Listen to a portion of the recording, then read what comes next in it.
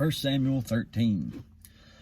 Saul reigned 1 year, and when he had reigned 2 years over Israel, Saul chose him 3,000 men of Israel, whereof 2,000 were with Saul in Michmash and in Mount Bethel, and 1,000 were with Jonathan in Gibeah of Benjamin. And the rest of the people he sent every man to his tent. And Jonathan smote the garrison of the Philistines that was in Geba, and the Philistines heard of it. And Saul blew the trumpet throughout all the land, saying, Let the Hebrews hear. And all Israel heard say that Saul had smitten a garrison of the Philistines, and that Israel also had an abomination with the Philistines, and that the people were called together after Saul to Gilgal. And the Philistines gathered themselves together to fight with Israel, 30,000 chariots, 6,000 horsemen, and people as the sand which is on the seashore in multitude. And they came up and pitched in Michmash, eastward from Bethaven. When the men of Israel saw that they were in a strait, for the people were distressed, then the people did hide themselves in the caves, and the thickets, and the rocks, and the high places, and the pits. And some of the Hebrews went over Jordan to the land of Gad and Gilead. As for Saul, he was yet in Gilgal, and all the people followed him trembling, scared. And he tarried 7 days, and according to the set time that Samuel had appointed, but Samuel came not to Gilgal, and the people were scattered from him. And Saul said, Bring here a burnt offering to me, and peace offerings. And he offered the burnt offering. He wasn't supposed to do that. That's for Samuel and for the priest. He said, And it came to pass that as soon as he had made an end of offering the burnt offerings, behold, Samuel came, and Saul went out to meet him and saluted him.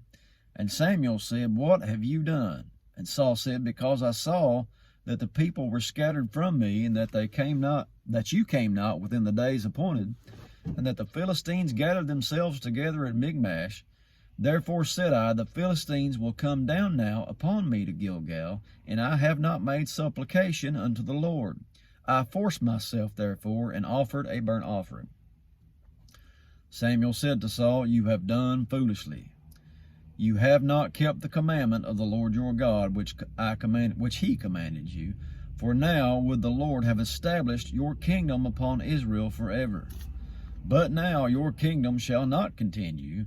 The Lord has sought him a man after his own heart, and the Lord hath commanded him to be captain over his people, because you have not kept that which the Lord commanded you. And Samuel arose and gat him up from Gilgal unto Gibeah of Benjamin. And Saul numbered the people that were present with him about 600 men. And Saul and Jonathan his son, and the people that were present with him, abode in Gibeah of Benjamin.